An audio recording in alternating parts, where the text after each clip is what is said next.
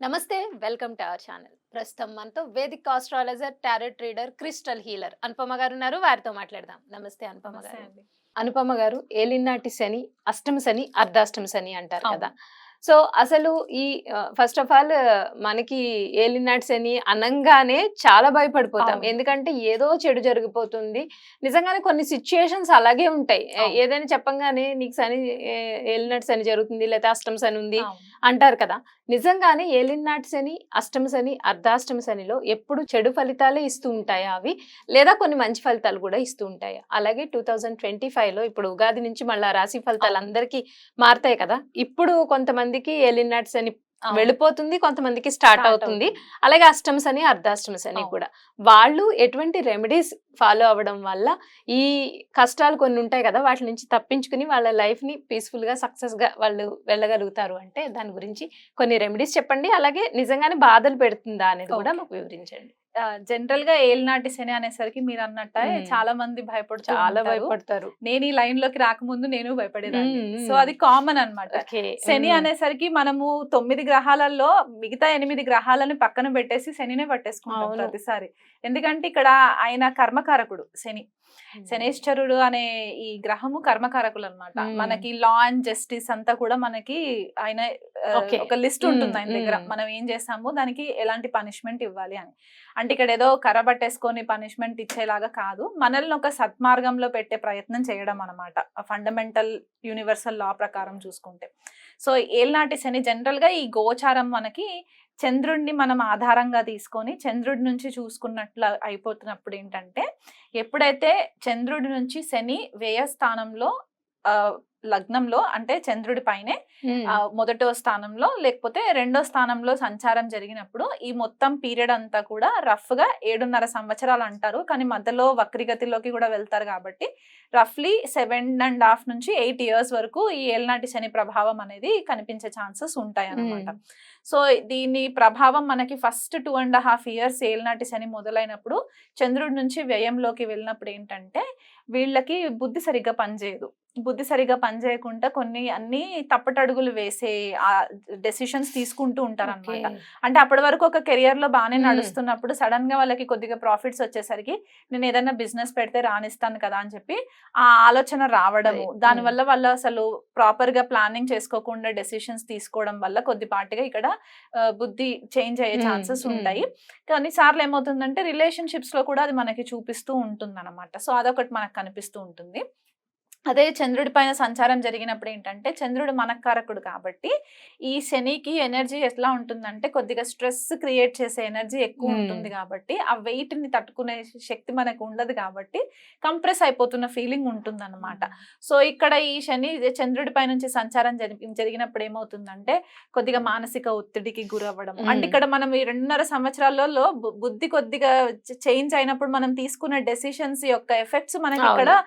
మనసు పైన కరెక్ట్. చూపిస్తుంది కాబట్టి ఈ 2.5 ఇయర్స్ కూడా వీళ్ళకి కొద్దిగా మనోవేదనకి గురయ్యే ఛాన్సెస్ ఎక్కువ కనిపించే పరిస్థితులు కనిపిస్తుంటాయి.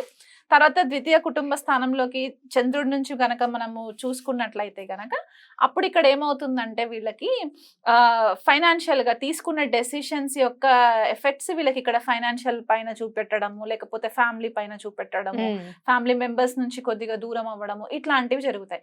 సో, దీనివల్ల నెగెటివే 100% ఉందా అంటే 100% నెగెటివ్ ఉందని చెప్పడానికి లేదు. మనకి మంచి మంచి పొలిటీషియన్స్ గతంలో సీఎంస్, పీఎం అయిన వాళ్ళు కూడా ఏళ్నాటి శనిలో అవునా? అయిన వాళ్ళు ఓకే. ఉన్నారనమాట. ఇందిరాగాంధీ హుహుహు. గారు కూడా పీఎం ఏళ్నాటి హ్మ్. శని హ్మ్. ప్రభావంలో ఉన్నప్పుడే జరిగింది.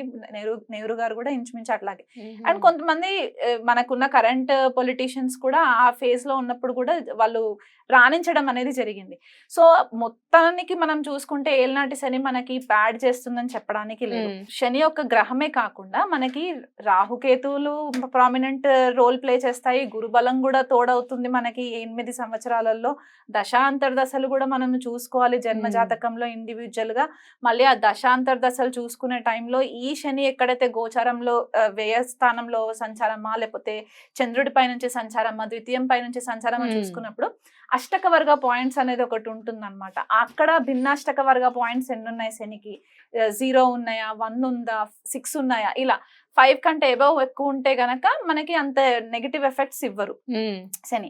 మళ్ళీ జన్మ జాతకంలో శని ఉచ్చ స్థితిలో ఉన్నారా, లేకపోతే ఫ్రెండ్లీ హౌసెస్ లో ఉన్నారా, ఇవన్నీ కూడా మనము ఒక క్లుప్తంగా క్యాలిక్యులేషన్ చేసుకున్న తర్వాత ఒక కొలిక్కి రావడానికి మనకి హెల్ప్ అవుతుంది.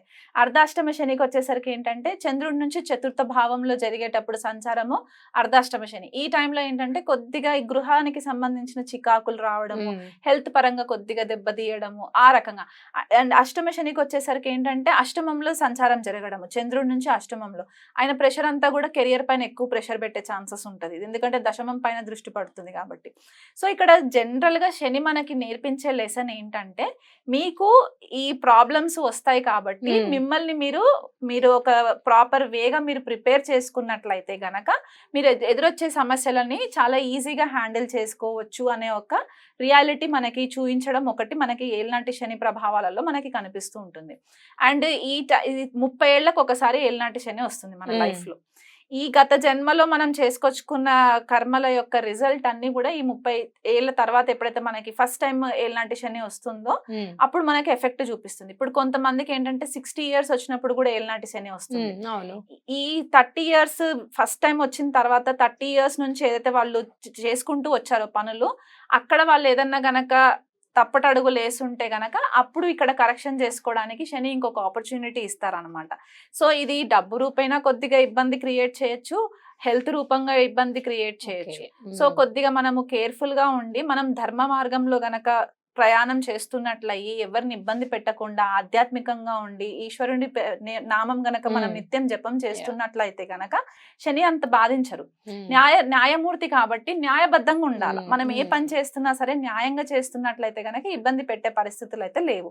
సో భయపడవలసిన పనేం లేదు. ఏలినాటి శని, అర్ధాశ్రమ శని, ఏదైనా సరే లెసన్స్ నేర్చుకోవడానికి నేను రెడీగా ఉన్నాను అని అనుకున్నప్పుడు ఈ ఏలినాటి శని ఎండ్ అయిపోయే టైంకి మీరు ఎవరినన్నా అడగండి, వాళ్ళు ఏం నేర్చుకున్నారంటే వాళ్ళు చెప్తారు ఏంటంటే నాకు రియాలిటీ తెలిసింది, జీవితం అంటే ఏంటో అర్థమైంది. చాలా మంది చెప్తారు, గ్రౌండ్ రియాలిటీలోకి తీసుకొస్తారు. మీరు ఎంత ఎవరు నా వాళ్ళు ఎవరు పరాయి వాళ్ళు అనేది తెలుసుకున్నాము, అసలు జీవితం అంటే ఏంటో అర్థమైంది, నేను మంచిగా నేర్చుకున్నాను, కాకపోతే కష్టాలు పడ్డాము అనే చెప్తారు. కానీ ఓవరాల్ గా చూస్తే వాళ్ళు మంచి నేర్చుకున్నామని చెప్తారు. ట్రాన్స్ఫర్మేషన్ అయిపోతుందండి. ఎందుకంటే శని మనకి ట్రాన్స్ఫార్మ్ చేస్తారు. మనం ముందు శనికి పీరియడ్ కి ముందు ఏలినాటి శని తర్వాత అన్నట్టు చూసుకుంటే మనము ఆధ్యాత్మిక మార్గంలోకి వెళ్ళడానికి ఛాన్సెస్ వస్తాయి.